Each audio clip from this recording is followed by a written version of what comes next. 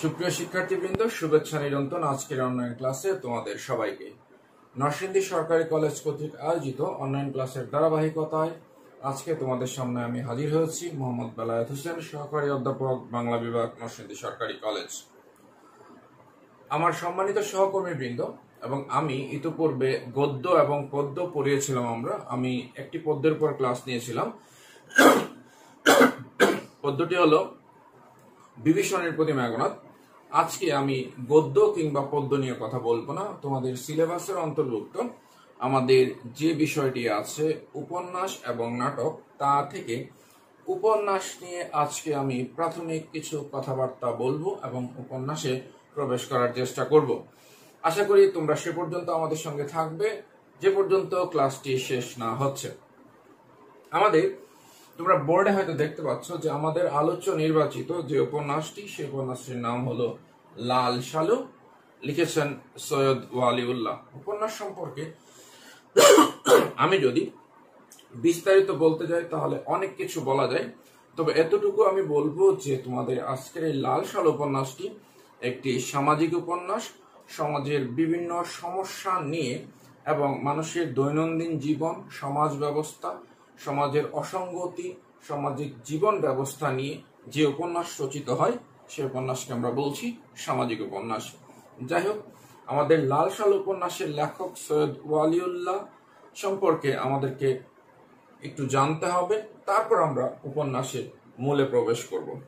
আমরা সৈয়দ ওয়ালিউল্লাহর জন্ম মৃত্যু সাল যদি বলি, ওয়ালিউল্লাহর জন্ম সাল 1922 এবং মৃত্যু সাল 1971। তিনি মৃত্যুবরণ করেন ফ্রান্সের প্যারিসে। সৈয়দ ওয়ালিউল্লাহ বাংলাদেশের মুক্তিযুদ্ধ চলাকালীন বিদেশে থেকেও মুক্তিযুদ্ধ এবং মুক্তিযোদ্ধাদেরকে সহযোগিতা করেছিলেন। আমরা তাকে বিনম্র শ্রদ্ধা জানাই।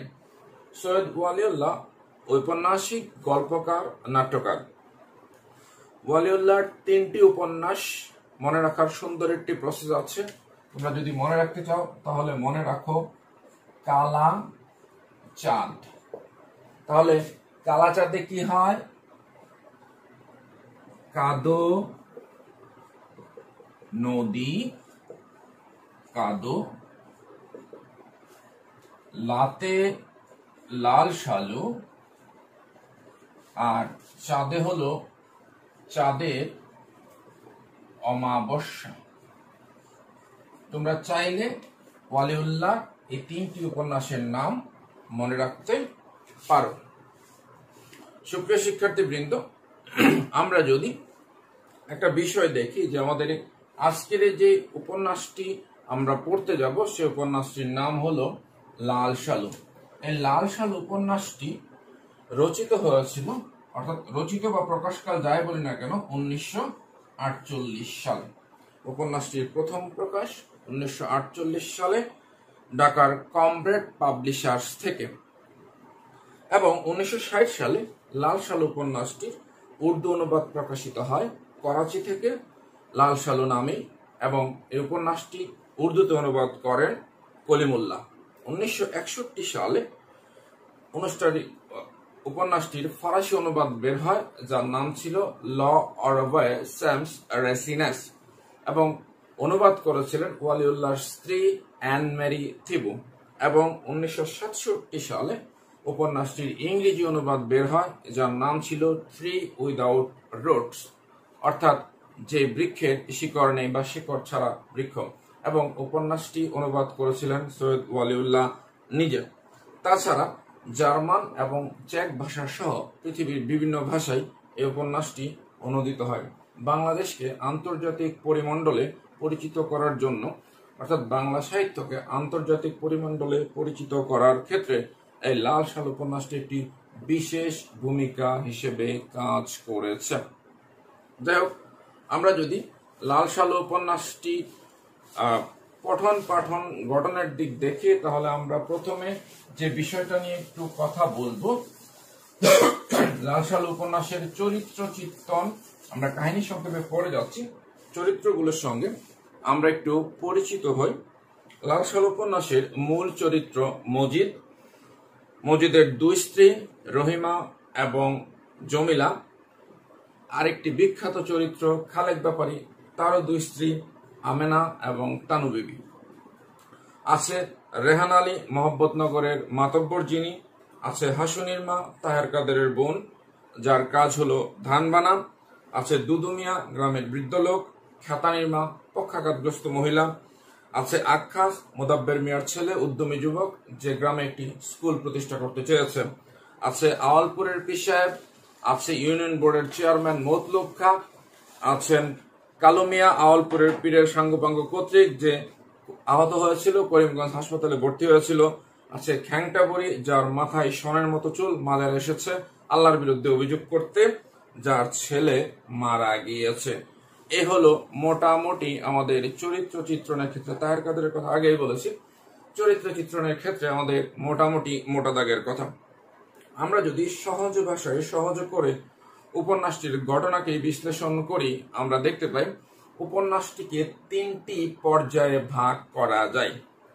খেয়াল রাখবে, উপন্যাসের কাহিনী চিত্রকে 3টি পর্যায়ে ভাগ করা যায়। প্রথম পর্যায়ে কি আছে? প্রথম পর্যায়ে আছে উপন্যাসের মূল কাহিনীর ভূমিকা অংশের মতো অত্যন্ত সংক্ষিপ্ত ভাবে রচিত হয়েছে মজিদ চরিত্রের পটভূমি। উপন্যাসের যে মূল ক্যারেক্টার মজিদ, সে মজিদ চরিত্রের পটভূমি, মজিদের সব নিজের গ্রামের পরিচয়, তার শিক্ষার সীমাবদ্ধতা, জীবিকার তাড়নায় সুদূর গারো পাহাড়ে গমন, সেখানে তার উপস্থিতি, শিকারীর সঙ্গে দেখা হওয়া, নতুন করে নবজীবন লাভের চিন্তা, এবং সেখানে যে সময়টা সে পার করছে, অর্থাৎ কঠিন পরিশ্রমের দিন, জীবিকার সন্ধানে সে যে সময়টা পার করছে, তা থেকে মুক্তির প্রত্যাশায় যে বিষয়গুলো আছে তার ভেতরে রেখাপাশিত হয়েছে। এই বিষয়টা আমার উপন্যাসের প্রথম অংশে বিধৃত করেছেন লেখক।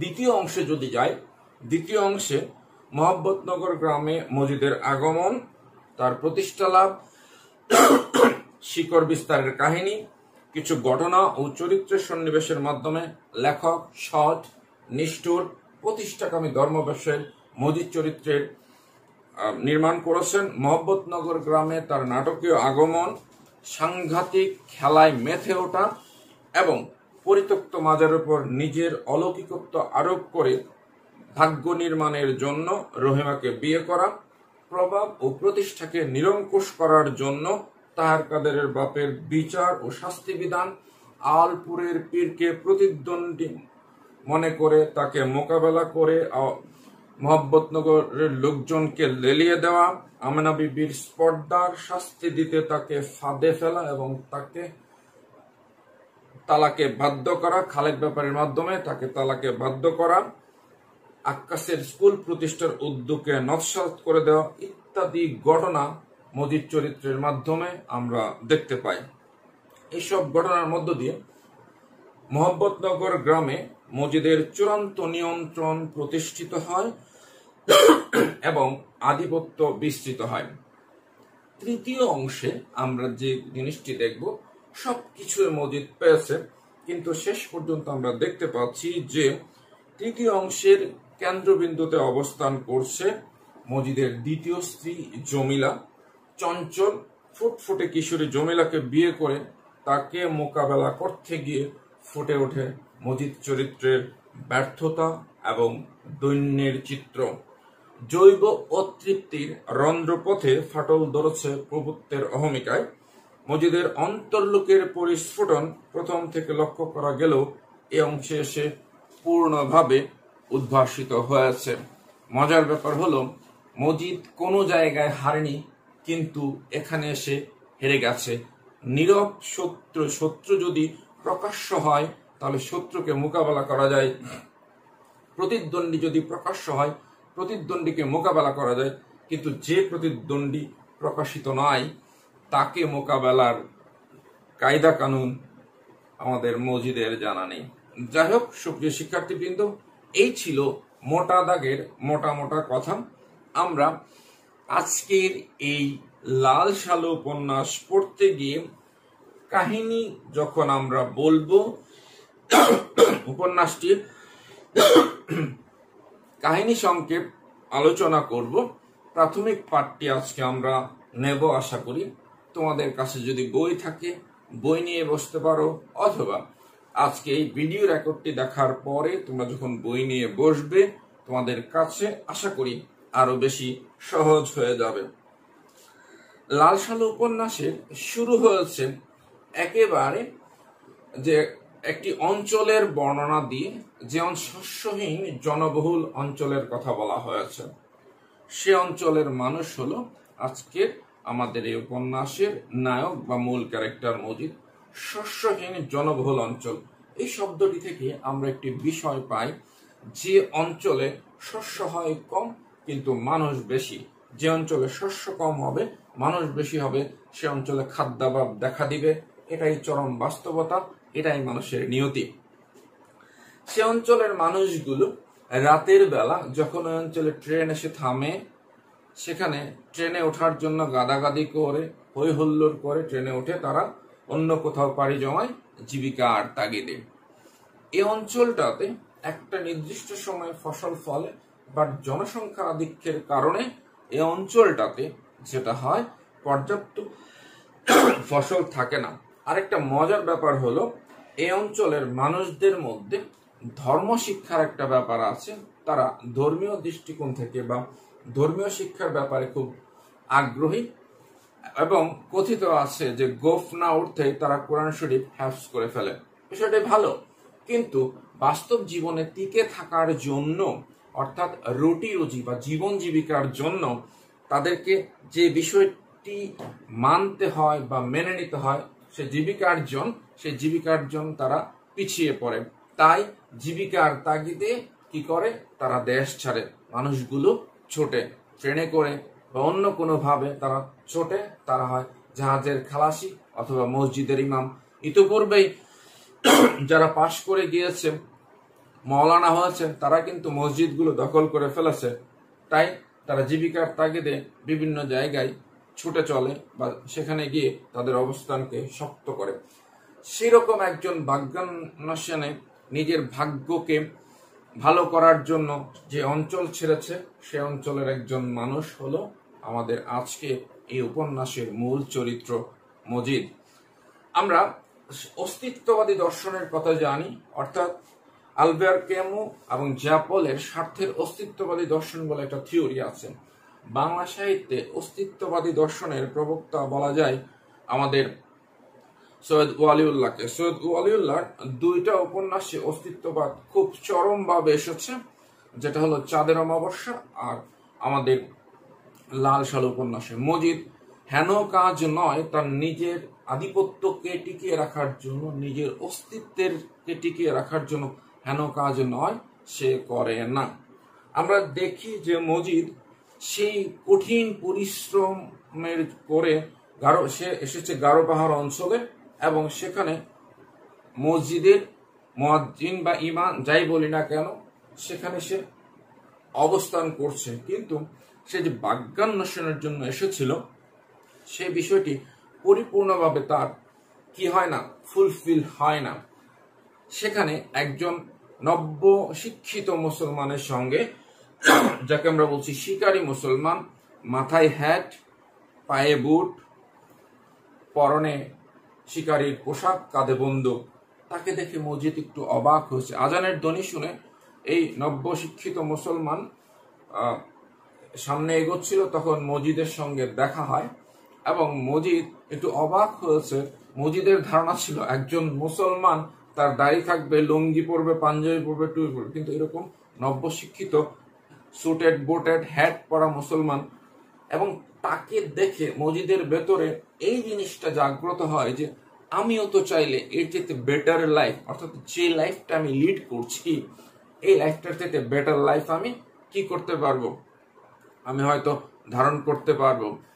কথা প্রসঙ্গে ওই লোকটির বাড়ি, অঞ্চল ইত্যাদি সম্পর্কে তাদের কথা হয়, এবং সে এতটুকু জানতে পারে যে লোকটির আদি বাড়িতে কেউ থাকে না, সেখানে পূর্ববর্তী পুরুষদের কিছু জঙ্গলের মধ্যে কবরস্থান আছে, ভাঙা পুকুর ঘাট, ভাঙা কবরস্থান এসব আছে।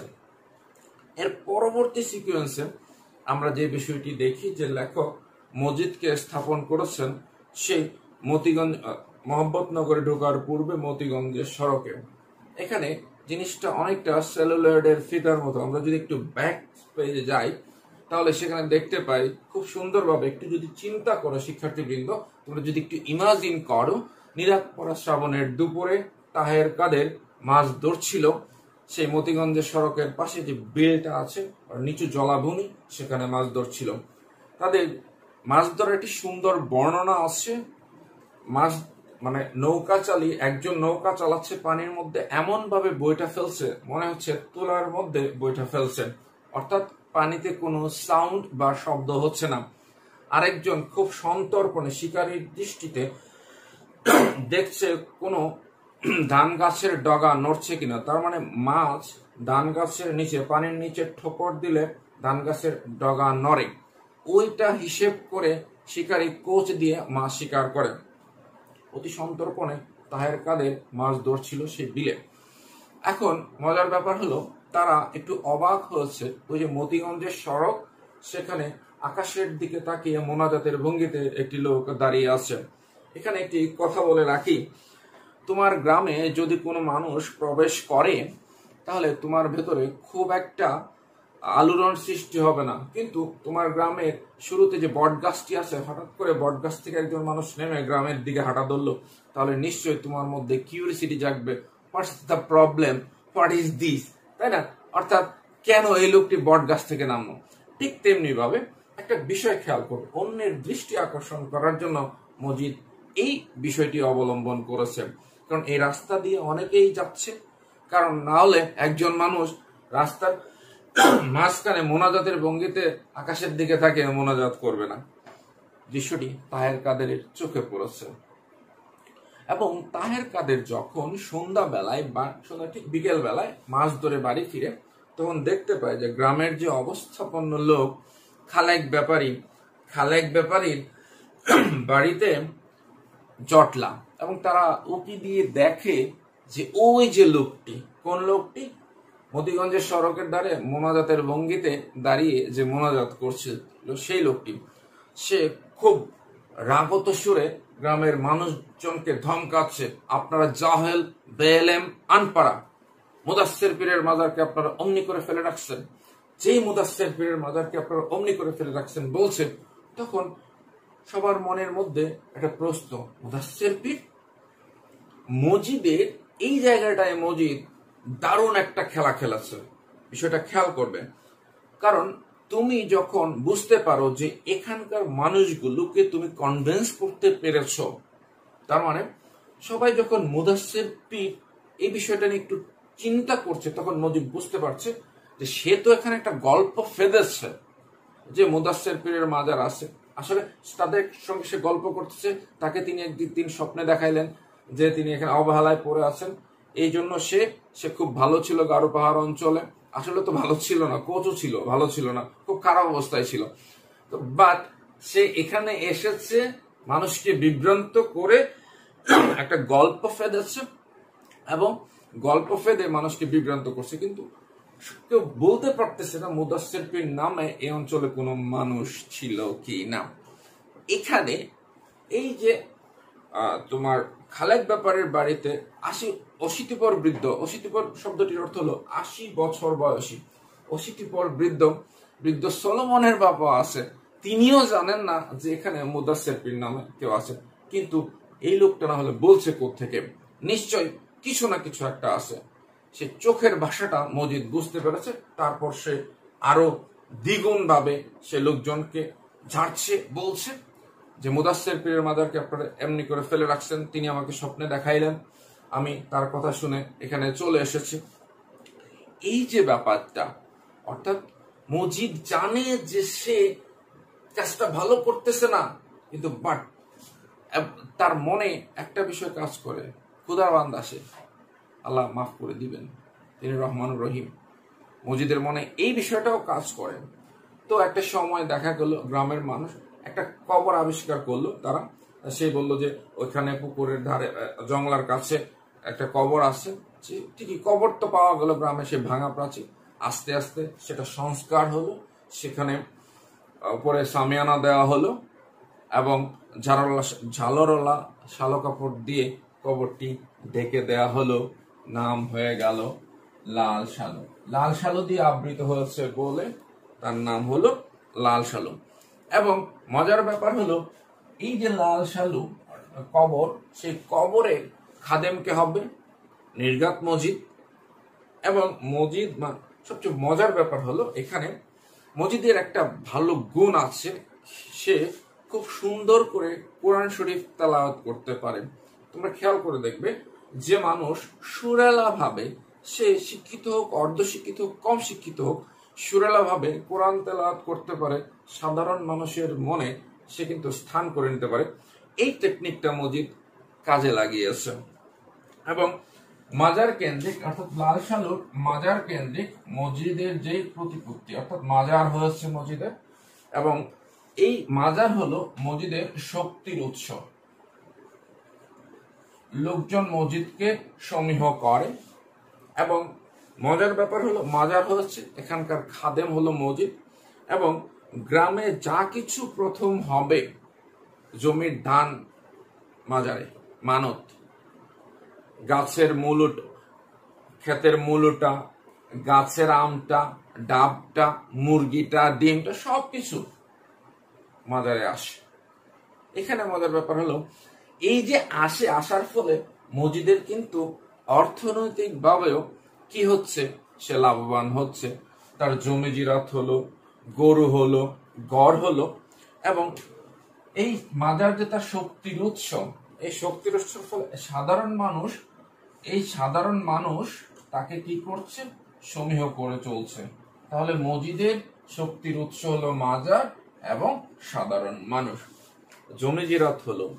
এবং এর ফলে মহব্বতনগর গ্রামে, আমরা গ্রামের নাম কি বলছি, মহব্বতনগর গ্রামে মসজিদের একটি প্রভাব প্রতিপত্তি দেখা দিল। এবং সবচেয়ে মজার ব্যাপার, গ্রামের যে অবস্থাশালী ব্যক্তি খালেক ব্যাপারীও মসজিদের সঙ্গে পরামর্শ করে অনেক কিছু করে, পরামর্শ নেয়।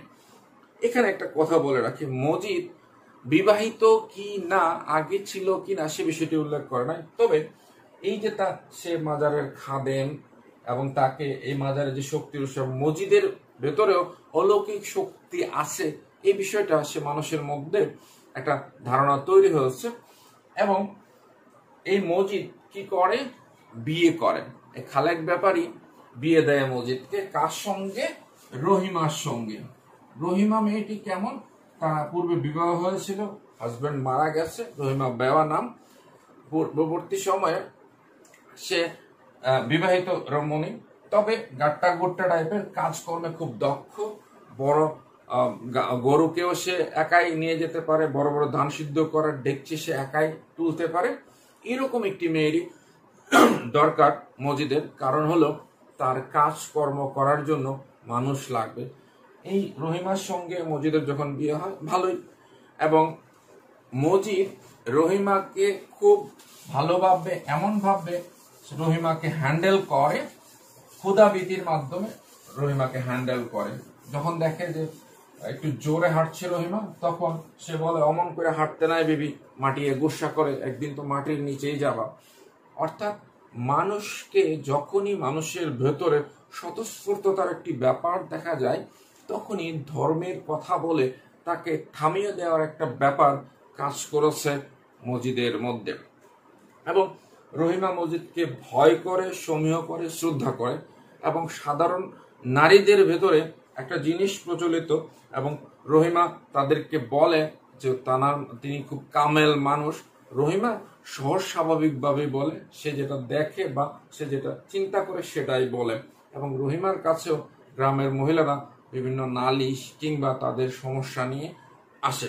যাই হোক, আমরা দেখতে পাচ্ছি যে মসজিদের পক্ষের লোক কারা কারা, খালেক ব্যাপারী মসজিদের পক্ষের লোক, রহিমা মসজিদের পক্ষের লোক, তার মানে তার স্ত্রী।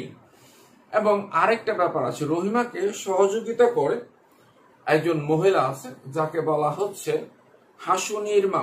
একটা বিষয় খেয়াল করবে, হাসুনি শব্দটি শুনলে মনে হবে এটি বোধহয় মেয়ে, আসলে হাসুনি হলো ছেলে। হাসুনি হলো ছেলের নাম। হাসুনির মায়েরও বিয়ে হয়েছিল। হাসুনি হওয়ার পরে হাসুনির বাপ মারা গেছে, সে এখন বাপের বাড়িতে থাকে। বাপের তাহের কাদেরের বোন হলো হাসুনির মা, এবং সে বিভিন্ন বাড়িতে কাজকর্ম করে বেড়ায়।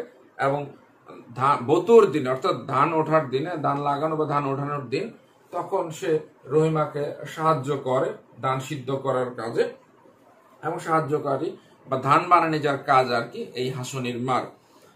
আমরা দেখতে পাচ্ছি যে খালেক ব্যাপারে সমাজের অবস্থাপন্ন লোক, এই লোকটি মজিদকে ফুললি সাপোর্ট করেছে, এবং মজিদ যা বলেছে সে বিষয়টি সে চেষ্টা করেছে করার জন্য।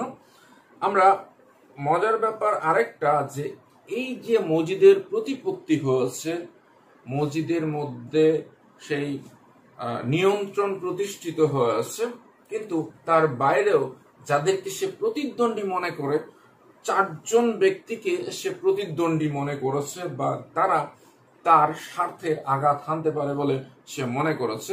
নাম্বার 1, ড্যাঙ্গাবুরু, তাহের কাদেরের বাপ। অবশ্য তাহের কাদেরের বাপ তার স্বার্থে আঘাত করবে এমন কিছু না, কিন্তু তার মধ্যে তার কমান্ড বা তার কথা মানার যে ব্যাপারটা, এই লোকটা মনে একটু গাড়তেরা টাইপের মজিদের মনে হয়েছে, তাকে সে সিস্টেমে আউট করে দেয়। আমরা সেই বিষয়টা নিয়ে কথা বলবো। তারপর আওয়ালপুরের পিসাবকে সে প্রতিদ্বন্দ্বী মনে করেছে, এবং তাকেও সে বিভিন্নভাবে হ্যারাস করার চেষ্টা করেছে।